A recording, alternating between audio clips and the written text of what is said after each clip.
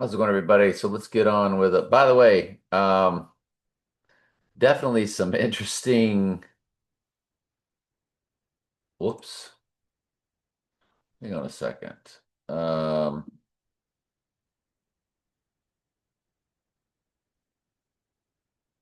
Definitely an interesting video I did, and there was even one more photo. Right on. So there was a 666 later on too, standing right next to Trump. But 88 is Trump in simple gematria, and then later on, there's Trump's face there, and there's Christ, of course, Antichrist.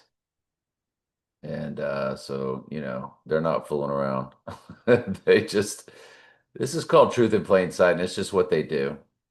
Um, so there's the Christ over there, the 88 over there, and then just minutes later he walks down. I didn't include it in this video, but on the Facebook,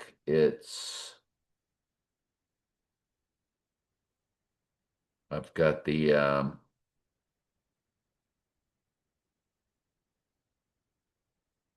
it is, the 666. So pretty fascinating, eh? All the world's a stage. Matter of fact, they've got somebody with an eye utterly darkened. They just have it as the left eye. So they've even got you the Zechariah 11:17. The eye is darkened with the 666 with him all in this movie. And the only thing is it's a left eye instead of the right eye Bible verse. But that's pretty fascinating, isn't it?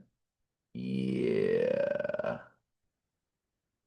Anyway, and to the angel of the church in Smyrna, write these things saith the first and the last, which was dead and is alive, Jesus. I know that works in tribulation. Remember, Acts 14:22 says, we all through much tribulation enter the kingdom. All sheep must suffer for telling the truth. I know that works in tribulation and poverty, but thou art rich. And I know the blasphemy of them which say they are Jews and are not. Remember, there's a spiritual Jew, so there's Revelation 2:9 and Revelation 3:9 that both speak to this exact same thing. I think one is of the bloodline and the other is of the non-bloodline sheep. So it's speaking to the spiritual Jew and or it could be all of the church combined, Gentile and bloodline Jew, and the other, I think, is speaking directly about the bloodline. I know that works in tribulation and poverty, but thou art rich, and I know the blasphemy of them which say they're Jews, but are not, but are of the synagogue of Satan. So if we go Revelation 3:9, King James Version, Bible Gateway.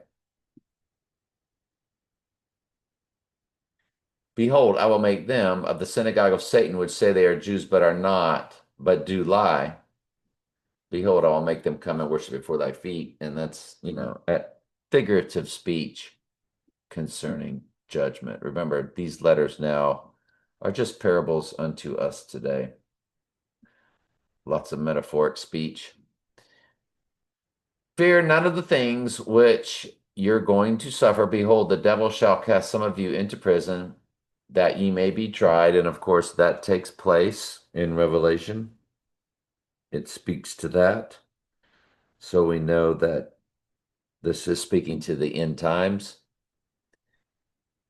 But of course, these were real letters to real churches also. So that particular verse applies to them at that time in real time, but it is about the end times. Um, well, yeah, this could be, yeah, of course, speaking to the end times also. This is the only place I think it is written in the end times in the book of Revelation. So my mistake on that. You shall have tribulation 10 days. Be thou faithful unto death, and I will give unto thee the crown of life. He that have an ear, let him hear, and all sheep do. Let him hear what the Spirit saith unto the churches. He that overcometh shall not be hurt in the second death.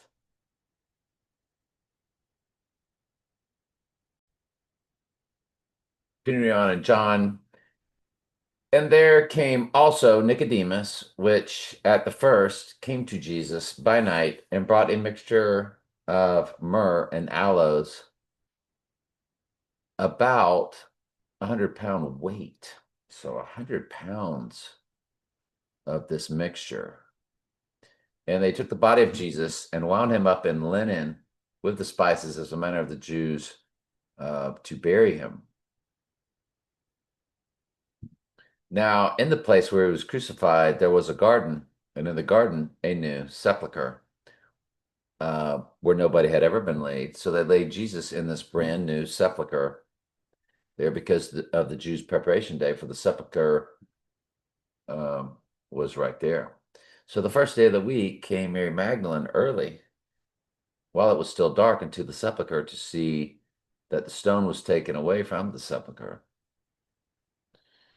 And she ran and came to Simon Peter and to the other disciple who Jesus loved, which was John, and saith unto them, They've taken the Lord out of the sepulchre, and we know not where they have laid him.